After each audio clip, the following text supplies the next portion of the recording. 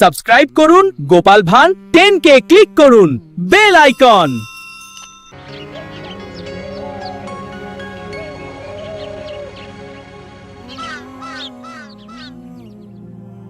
আজ দুদিন ধরে কিছু খাইনি মহারাজ, কিছু সাহায্য করুন। এটা কি করে সম্ভব গোপাল? তুমি তো কম রোজগার করনি, কোথায় গেল সেই সব অর্থ? বিশ্বাস করুন মহারাজ, কিভাবে যেন সব অর্থ আমার কাছ থেকে চলে গেল। ও গোপালকে এই অবস্থায় যে দেখবো সেটা ভাবতেও পারিনি। ইস, আমার কতদিনের মনোবাসনা আজ পূর্ণ হচ্ছে। বাবারি, ভাবা যায়? তোমার অর্থ তুমি বাজে খরচ করেছো, আর কে করবে? আমি চাইছি না মহারাজ, কিন্তু তবুও খরচ হয়ে যাচ্ছে। এটা কি সম্ভব গোপাল? তুমি চাইছো না অথচ তোমার জমানো অর্থ তোমার হাত দিয়ে খরচ হয়ে যাচ্ছে। এইরকম নির্ভেজাল গাল গল্প দেয়া কবে থেকে শিখলে গোপাল? ফাড়ামো বাদ দিয়ে এখন থেকে ফাজলামো শিখেছো? বাবা বাবা বাবা! গোপাল কোনো বিপদের মধ্যে পড়েছে, নইলে গোপাল তো মিতব্যয়ী, কোনো বাজে খরচ করে না। মহারাজ, আমি আপনাকে গোপালের পেছনে আর কোনো অর্থ ব্যয় করতে করজোরে নিষেধ করছি। আমারও তাই মত মহারাজ, দয়া করে আপনি আর একটি মোহরও দেবেন না। আমারও তাই মত। গোপালকে আর কোনো অর্থ দেওয়া মানে হর্ষে ঘি ঢালা। কি হে বিজ্ঞানী, তোমার কি মত? আমার একটাই কথা বলার আছে মহারাজ, গোপাল তো মিতব্যয়ী, ও কোনো বাজে খরচ করে না।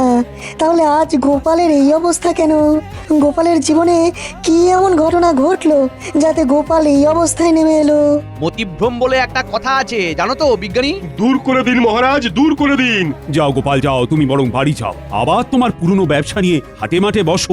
আমি আর তোমাকে কোনো সাহায্য করতে পারবো না। যাও, আর দাঁড়িয়ে থেকো না। তাহলে আপনি আর সাহায্য করবেন না? না গোপাল, আমার সব সভাসদেরাই তোমাকে সাহায্য করার বিরুদ্ধে। আমি তাদের বিরুদ্ধে গিয়ে তোমাকে তো সাহায্য করতে পারবো না। আপদ গেল। দিদি দিদি গো, এইটুকু নাও, কিছুদিন চালাও, এর মধ্যে দেখবে গোপাল দাদা ঠিক দাঁড়িয়ে যাবে। এই মোহর কটা রাখো, কাজে দেবে। কোথা থেকে কি হলো? কিচ্ছু বুঝতে পারছি না পুটির মা। একটা মানুষ রাতারাতি এইরকম ভাবে বদলে যায়। দিদা, আমি বলছি দেখো, গোপাল দাদু আবার ঠিক আগের মতো হয়ে যাবে। গোপাল দাদুকে দেখে আমাদের খুব কষ্ট হচ্ছে দিদা। সেই দিন দেখি ঢিল মেরে গাছ থেকে আম পেড়ে খাচ্ছে, আমাদের দিকে চোখ পড়তেই বলে খুব খিদে পেয়েছে তাই খাচ্ছি। ইস, এই দিনটাও দেখতে হচ্ছে আমায়। দিদি, গোপাল দাদা এখন কোথায়? রাজসভায় গেছে, দেখা যাক মহারাজ কিছু সাহায্য করতে পারেন কিনা। আমি একদম একা হয়ে গেলাম। কে বলে তুমি একা? এই তো আমি আছি না। দুঃখ দুঃখ থাকতে তোমার কিসের ভয়? তাই তো, তুমি থাকতে আমার আর ভয় কি? নাও, আর কোথায় টেনে নামাবে নামাও। এই তো সব সময় মিথ্যে বলছো, আমি শুধু তোমাকে টেনে নামাচ্ছি। হ্যাঁ, কাজের খবর দিচ্ছি না? ওই তো কাজের খবর আসছে, ওই বটা আর ঘটা তোমাকে কাজ দেবে। কি গোপাল, তুই আমার নাম ধরে ডাকছিস? নাম ধরে ডাকছে বলে কি এমন মহাভারত অশুদ্ধ হচ্ছে শুনি? শোনো, সেই দিন গেছে, হ্যাঁ, আর তুমি এখন একটা সাধারণ লোক। তোমার সম্মান প্রতিপত্তি সব চলে গেছে, দয়ায় বেঁচে আছো। একটা কাজ করবে, আমাদের বাড়ির চারপাশটায় কাল ভালো করে জঙ্গল সাফ করে দিলে 2টো মোহর পাবে। বলো করবে কিনা বলো? বলে দাও করবে। করব। তাহলে কাল সকালে ভোর ভোর চলে এসো, খাবার নিয়ে আসবে, খোরাকি দিতে পারবো না। কি গোপাল, ঠিক আছে তো? এই কাজটা ভালো করে করলে তোমাকে আবার একটা কাজ দেব, ঠিক আছে? আরে সেলাম করো, সেলাম করো, বলো ঠিক আছে প্রভু, বলো ঠিক আছে প্রভু। যাও গোপাল, ঘরে যাও। কাজ কিন্তু একদম ঝকঝকে করে করতে হবে, ময়লা থাকলে কোনো মোহর পাবে না। বুঝেছো? বুঝেছি।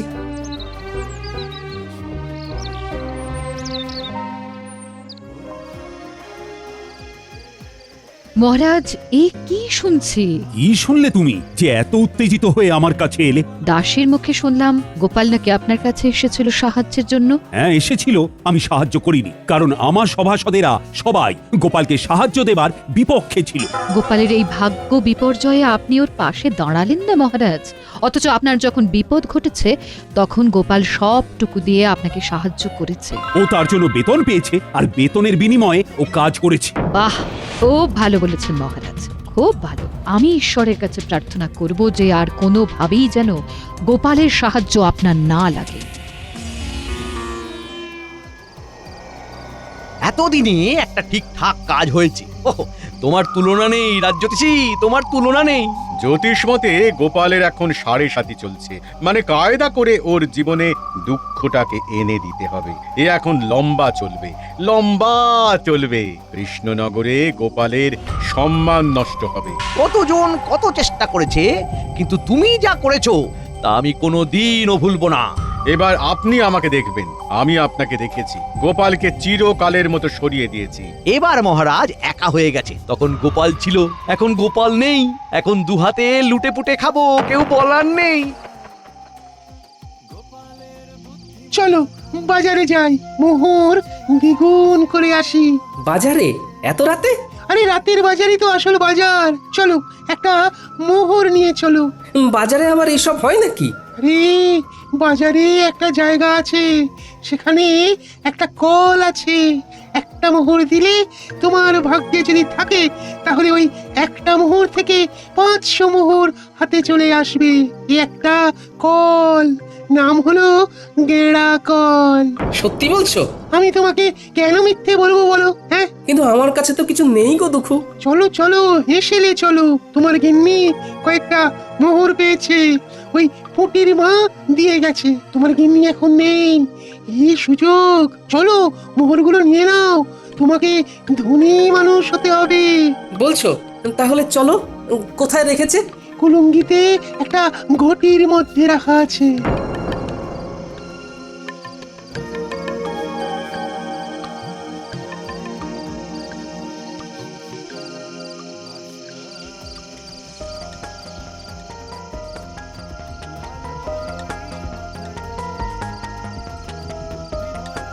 রান্নাঘরে মিনুর বাবাকে যেন যেতে দেখলাম।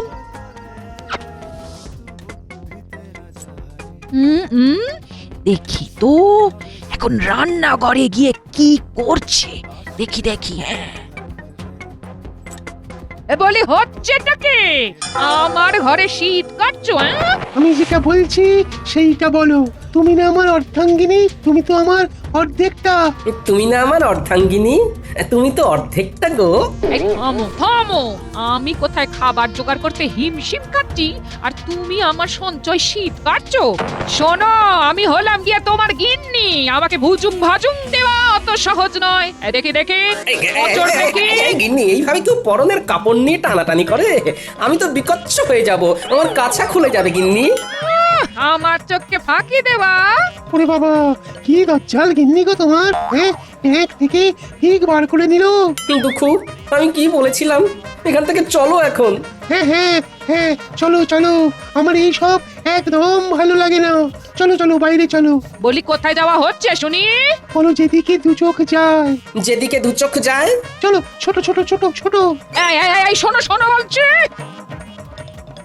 যা, এই চলে গেল। হায় হায় হায়, এ আমার কি সর্বনাশ হলো। কি হলো গোপাল বউ? গোপাল এরকম ঊর্ধ্বশ্বাসে ছুটে কোথায় গেল? আমার কপাল পুড়েছে, কি যে হলো বুঝতে পারছি না। ভালো মানুষটা যে এরকম কিভাবে বিগড়ে যাবে সেটা ভাবতে পারিনি। দেখো গোপাল বউ, দুঃখ করো না, আমরা সবাই আছি সাথে, জড়িয়ে আছি হাতে হাতে। গোপাল আবার তুলবে মাথা, যেন বৃথা হবে না আমার কথা। এই নাও গোপাল বউ, এই মুহূর্তে গোপালের কোনো কাজ নেই, তোমাদের চলবে কি করে? আমি আর বিজ্ঞানী মিলে দিলাম কিছু অর্থ, আমাদের প্রার্থনা হবে না কো ব্যর্থ। ও দুঃখু, আছো তো? আছি মানে একেবারে লেপ্টে আছি। তোমার ঘর থেকে এই জন্মে আর নামবো না। ওই যে মোহর দ্বিগুণ হওয়ার কলটার কথা বলেছিলে, সেখানে কি করে যাব? হাত তো একদম খালি। একটা জায়গা আছে, চলো সেখানে যাই। তোমার একটা কিছু তো ব্যবস্থা করতে হবে, নইলে খরচা করবে কি করে? চলো চলো চলো, সোজা চলো, একদম নাক বরাবর।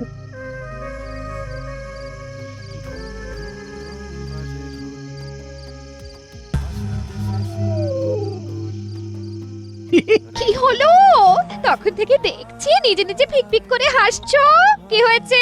কি হয়েছে? এতদিনে শিখে ছিঁড়েছে। গোপাল বিদায় হয়েছে চিরতরে। এই গোপাল চিরতরে বিদায়? কি করে কি করে? কালো জাদু জানো? জাদু? জাদু আবার সাদা কালো হয় নাকি? কথাটা আবার পাঁচকান করো না। একটা পাতি লেবুর মধ্যে মন্ত্র পড়ে দুঃখকে জাদুর সাহায্যে ঢুকিয়ে রেখেছিল আমাদের রাজ্যতীষী। তারপর তারপর সেই দিন রাতে আমি আর রাজ্যতীষী ওই লেবুটাকে নিয়ে গেলাম বটা ঘটার কাছে। ঘটার বটা, এই লেবুটা গোপালের বাড়ির দোরগোড়ায় রেখে দাও। গোপালের পায়ের চাপে যেই লেবুটা ফাটবে অমনি ওই লেবু থেকে দুঃখ গিয়ে গোপালের ঘাড়ে চাপবে। ব্যাস, গোপাল দুঃখের কোপে পড়ে সবকিছু হারাবে। 1 মাসের মধ্যে গোপাল একেবারে পথের ভিখারি হয়ে যাবে। এসব সত্যি ঘটবে তো, না আগের মতো সব ভুলভাল হবে? আমার কালো জাদুবিদ্যাকে অবিশ্বাস করো না, কাজটা করেই দেখো না, মজা পাবে। রাজকর্মচারী যদি হতে চাস তাহলে আমরা যেভাবে বলছি সেইভাবে কাজ কর। ঠিক আছে, দিন। এবার চলো, আজ রাতের মধ্যেই এটা করতে হবে। খুব ভালো সময়, আজকের পরে আবার 6 মাস পরে এই তিথি আসবে, সুতরাং বুঝতেই পারছো। পারছি। তাহলে এক্ষুনি চল, আমাদের চোখের সামনেই ঘটনাটা ঘটুক। চলুন তাহলে। তারপর হ্যাঁ, তারপর সেই অমাবস্যার রাতে আমরা 4 জন গোপালের বাড়ির কাছে এসে দাঁড়ালাম। ঠিক এই জায়গাটাতেই লেবুটা রাখো। হ্যাঁ, এখানে। সেটা না হয় রাখলাম। গোপাল দাদা না এলে তো হবে না। আরে আমরা এসেছি কি করতে?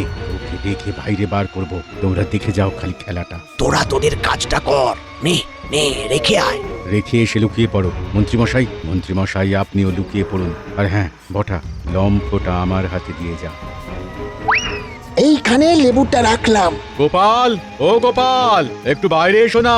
কে? আরে আমি রাজ্যতীষী। তোমার সাথে একটা খুব জরুরি প্রয়োজন আছে, একবার বাইরে এসো না গোপাল। ও বাবা, এত রাতে রাজ্যতীষী? আসছি।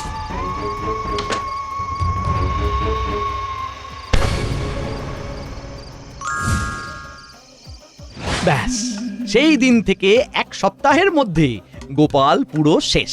আর গোপালের শেষ মানে আমার শুরু। এবার দেখো কিভাবে আমার সঞ্চয় বৃদ্ধি করব। প্রথমেই তোমাকে 7 নলি একটা হার দেব, বুঝেছো? সত্যি বলছো? সত্যি সত্যি সত্যি, এই 3 সত্যি। ওই দেখো গোপাল, একটা পাথর পড়ে আছে, দেখতে পাচ্ছো? অন্ধকারে কিছু দেখতে পাচ্ছি না, তুমি আমাকে নিয়ে চলো। এই যে এই পাথরটা, এই পাথরটাকে ঠেলো ঠেলো ঠেলো। এগুলো কি? গর্তের মধ্যে এগুলো কি? এগুলো সব তোমার। নতুন করে খরচা করতে শুরু করো। বস্তাটাকে তুলে নাও, নাও তুলে নাও। হ্যাঁ, তারপর রাতের বাজারে চলো। ওই গেঁড়া কলে মোহর দেবে, আর মোহর দ্বিগুণ হয়ে যাবে। সুযোগ এসেছে দুকুকে ঘাট থেকে নামানো। একটা সোনার মোহর গর্তে ফেলে দিই। কি গো গোপাল, হলো? এই রে দুঃখু ভাই, বস্তা থেকে একটা সোনার মোহর গর্তের মধ্যে পড়ে গেল। দুঃখু ভাই, গর্তের মধ্য থেকে সোনার মোহরটা তুলে দেবে? এ বাবা, ভালো করে ধরতেও পারো না। দাঁড়াও দেখছি। কি শান্তি! অবশেষে দুঃখ নামলো ঘাট থেকে। এবার শান্তি শান্তি, মহা শান্তি।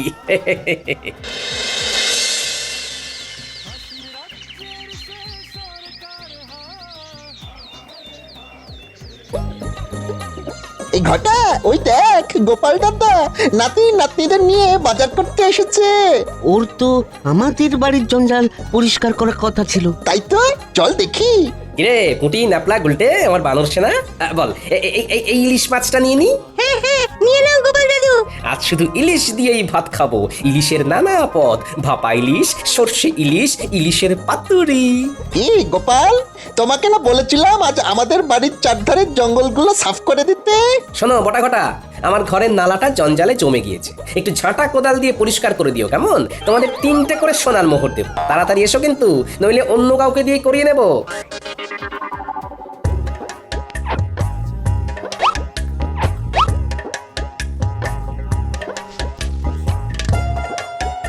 চল রে মানুষ না, আরো কত কি কেনার আছে, চল চল চল। চল চল মন্ত্রী মশাইকে খবর দিয়ে আসি। আয় আয় আয় আয় আয় কাকা, আয় বগা, আয় আয় আয় আয়। মন্ত্রী মশাই কাকা বাকা ছাড়ুন। ঘটনাটা যা ঘটার তা ঘটে গিয়েছে। কি কি হয়েছেটা কি? গোপাল ইলিশ মাছ কিনছে। কি হলো? এই হিসেবটা তো মিলছে না। তোরা ঠিক দেখেছিস তো? আগে কথা বলেছি। এই তো আবার তোমাকে নিজের জায়গায় দেখতে পেয়ে খুব ভালো লাগছে। তা কি হয়েছিল গোপাল? বুদ্ধিতে এর কোনো ব্যাখ্যা নেই বিজ্ঞানী। একদিন রাতে রাজজ্যোতিষীর গলার আওয়াজ শুনে ঘুম থেকে উঠে বাইরে বেরোতেই পায়ের নিচে একটা লেবু পড়ে গেল, আর সাথে সাথে আমার ঘাড়ে একটা ভারী কি যেন একটা এসে বসে পড়লো। তারপর আর কিচ্ছু জানি না, বুঝলে। এখন কেমন লাগছে ঘর? হালকা ফাঁকা, নাইকো ভার। আরে কাল রাতে ঘাড় থেকে দুখুকে নামিয়ে দিলাম, ব্যাস। বিষয়টা একটু খুলে বলো তো গোপাল। বলছি।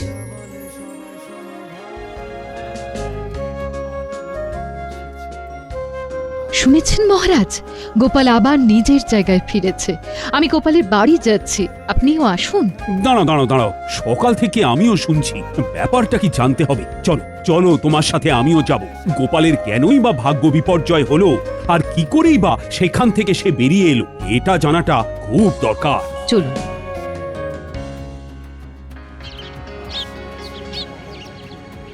এবার বুঝলে তো? দেখো এইসব আমার বিশ্বাস হয় না, তবুও বলছি এর মধ্যে রাজজ্যোতিষের সাথে মন্ত্রী মশাইও আছেন। বাবা বাবা বাবা, তোমাকে দেখে কি ভালোই যে লাগছে। ফিরে এসেছো? গেলাম আর কোথায় যে ফিরে আসবো, কাঁধের ভারটাকে শুধু নামিয়ে দিলাম, ব্যাস, হালকা হলাম। কাঁধের ভার? কাঁধে কিরকম ভার ছিল তোমার? কই গো গোপাল, তোমাকে দেখি। আমি কি বলেছিলাম?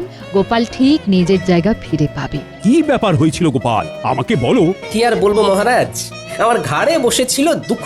সে আমাকে সব বাজে রাস্তাগুলো দেখাচ্ছিল, আমাকে কপর দক্ষিণ করে দিয়েছিল। আমি এক্ষুনি গিয়ে আবার গর্ত থেকে দুঃখকে বার করে দিচ্ছি। আমি একটু আসছি মহারাজ। একটা কাজের কথা মনে পড়ে গেল হঠাৎ, আসি।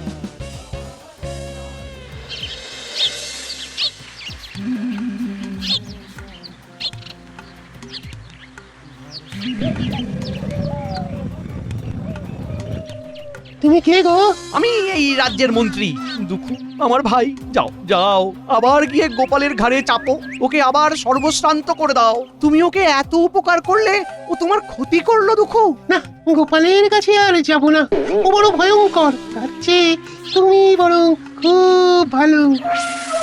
তুমি আমাকে মুক্ত করেছো, যে মুক্তি দেয় তাকে কি ছেড়ে যেতে হয়?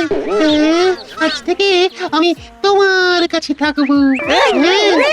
বলো কি? না না না না দুঃখু, না না না।